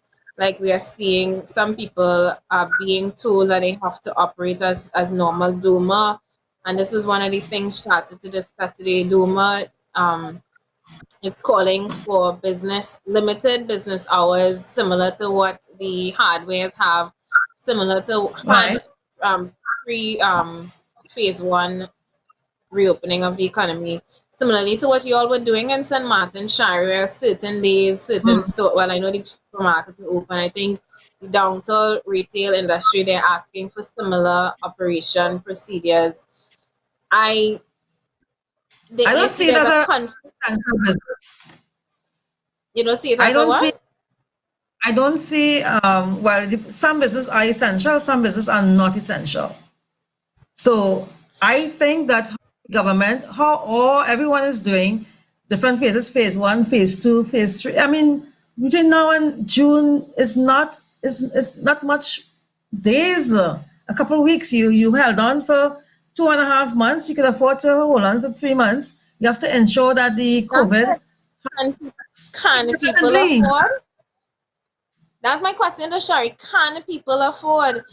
I personally, so I work for myself, so I have to make my own money. When I could work, I work. When I can't, I can't. But for people who have, like this lady right now, with her landlord telling her, you have a credit note or you have to pay rent from March when your business slowed down to May as of right now. Telling her to hold on, in my opinion, is So literally, I mean, that's yeah, I understand. That's just some businesses. I'm not talking to all. You cannot put the same um, uh, people in the same bracket. You're talking about non-essential business as according to essential, as well as important things like rental and landlord, etc. So you have to look. I mean, is governance properly done? non-essential businesses at the moment, and I agree, should not be, and based on us trying to ensure we don't have to extend this, non-essential businesses ideally should not be open. However, underscored in bold, However, italic, 100 print, I have to say this. If you're telling people that you cannot work, if you're telling people that you have to stay home, we, the government, you have a responsibility to right. ensure that people can operate, survive, and live during this time. It is Yep. only reasonable to expect that little. And the only reason people want to go back out to work right now is because they have no other recourse. They're being told they have to pay rent. They're being told they have to pay utilities, and they just don't know where the money coming from. Government of Trinidad and Tobago, the 22-man team, this is your job. This is your responsibility. That tenant, other tenants like her, please see about your people. But let's hope, or let's continue to see, well, let's hope this doesn't fall on deaf ears, but with how we've been operating, no words. Shari, it's 10 o'clock. Please give us your closing comments before we wrap up for the day. All I can say is the success and the progress of our country can be achieved when if our governments are willing and to include the population to create good partnerships with them, with this, with the citizen, to ensure that that's without bias, to ensure that we meet the challenges ahead, with confidence. So I think government really need post-COVID, which is something I would like to come back on and discuss. We need to look at post-COVID and see what measures they are putting in place to help the citizens. So I think quality is the way forward, and seeing about the population, ensure that they get back on their feet also is the way forward. In a nutshell. Indeed. Shari, thank you very much for joining us this morning. I really, really enjoyed the program. Maybe next time we do a full call-in segment. We asked at the beginning of this show, we asked the question, do you believe KFC got an unfair advantage over other fast food restaurants in reopening? 81% of you said yes, KFC got an unfair advantage. 19% of you said no. Those were the results of our first poll. Please look out for more questions like these and more on other editions of Pep Talks in the Morning. Thank you so much for joining us. We're still going through a period of social distancing and isolation. Some of us are still under quarantine. Remember, during this period, let us stay together by staying apart. Be safe. Trinidad and Tobago. All right, Trinidad. Bye, Felicia.